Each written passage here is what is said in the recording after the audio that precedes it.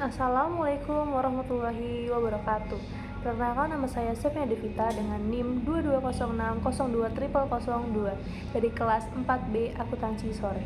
Di sini saya akan menjelaskan PPT dari analisis merger pada Bank BSI. Adapun susunan materi yang akan saya bahas yaitu yang pertama, apa itu merger, yang kedua, kebijakan terkait merger, yang ketiga, pembahasan terjadinya merger pada Bank BSI. Untuk materi yang pertama yaitu apa itu merger. Merger merupakan penggabungan dari dua atau lebih beberapa koperasi yang menghasilkan pemindahan aset dan liabilitas dari koperasi ke koperasi lainnya. Jadi yang menerima merger dan mendapatkan satu syukur. Berikutnya untuk materi kebijakan terkait merger Bank BSI. Kebijakan terkait merger ini terdapat pada Undang-Undang Nomor 40 Tahun 2007 tentang perseroan terbatas. Jadi pada tahun 2021 terjadi merger antara beberapa bank syariah, yaitu merger antara Bank BSI Syariah Tbk, Bank Syariah Mandiri, dan Bank BNI Syariah. Terjadi PT Bank Syariah Indonesia yang sebelumnya adalah PT Bank BRI Syariah Tbk. Sebelum merger, Bank Syariah mengalami kesulitan yang membahayakan kegiatan bisnisnya. Jadi apabila terjadi situasi seperti ini, Bank Indonesia memiliki kewenangan untuk mengambil langkah dalam hal pengawasan, seperti menyarankan beberapa bank syariah untuk melakukan merger. Selanjutnya, dalam praktik ini, merger antara beberapa bank syariah terdapat beberapa permasalahan umum atau hukum yang timbul, antara lain meliputi faktor apakah yang mendorong terjadinya merger bank syariah, bagaimana proses merger yang terjadi, serta kesesuaian antara faktor pendorong proses merger bank umum syariah atau BUS terhadap nilai, prinsip, dan tujuan syariah. Analisis ini dengan studi kasus PT Bank Syariah itu perlu dilakukan untuk melihat keselarasan nilai, prinsip, norma hukum, dan berlaku bidang perbankan syariah. Selanjutnya itu ada materi pembahasan terjadinya merger pada Bank BSI. Untuk pembahasan kali ini, praktik merger bank syariah dengan bank konvensional belum pernah terjadi di Indonesia.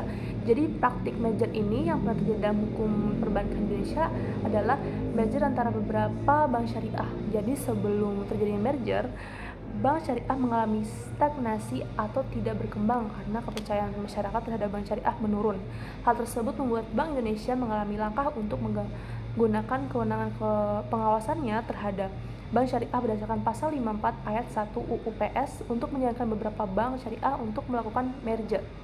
Selanjutnya, selain disebabkan karena faktor tersebut, pengawasan Bank Indonesia merger juga dilakukan untuk mendukung visi pemerintah, yaitu untuk menjadikan Bank Syariah Indonesia termasuk ke top 10 Global Islamic Bank. Sebelum merger ini, Bank Syariah di Indonesia mengalami stagnasi karena tidak adanya kepercayaan masyarakat dan tidak adanya saham yang kuat, sehingga merger diperlukan untuk membentuk bank syariah yang memiliki saham yang kuat. Proses merger ini mengalami beberapa tahapan, antara lain pra-merger dan merger. Pada masa pra-merger dilakukan perencanaan kesepakatan hak dan kewajiban antara para pihak. Jadi pada masa merger ini terjadi penyatuan budaya perusahaan, peintegrasian operasional, penyamaan produk unggulan, penyesuaian kontrak, dan pencegahan adanya pihak dominan. Selanjutnya itu ada merger bank syariah dilakukan dengan beberapa faktor pendorong, yaitu untuk menciptakan sistem perbankan nasional yang kuat, berdaya saing, dan responsif untuk menghadapi masa depan yang kompleks dan dinamis.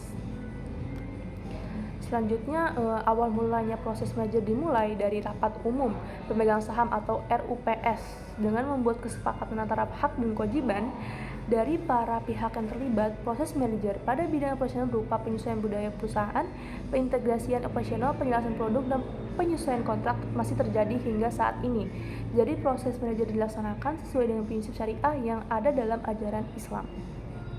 Selanjutnya itu untuk hasil merger tersebut dapat dilihat bahwasannya BSI memiliki peranan penting setelahnya, yakni dapat berperan sebagai media dakwah dan syiar syariah dalam bidang ekonomi.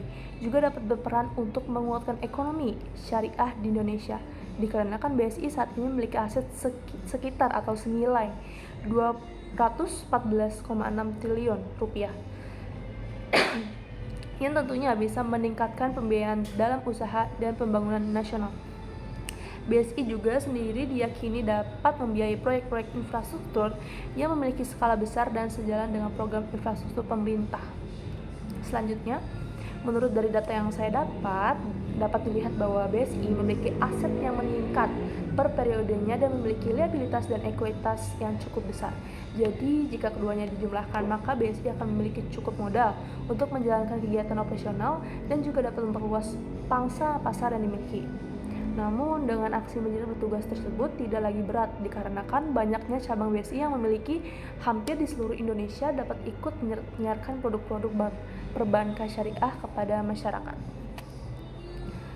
Untuk terakhir ada kesimpulan materi yang saya sampaikan, yaitu berdasarkan pada pembahasan sebelumnya dapat disimpulkan bahwa aksi merger yang dilakukan oleh pemerintah ialah suatu tindakan yang tepat.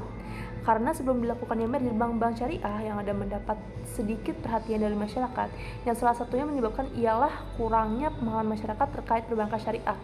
Jadi dengan dilakukannya merger yang mana sumber kekuatan utamanya ialah sumber aset berdaya tinggi, maka BSI yang diharapkan dapat memberikan pembiayaan-pembiayaan yang dibutuhkan oleh masyarakat, maupun kecil, menengah, bahkan besar sekalipun dengan sistem syariah.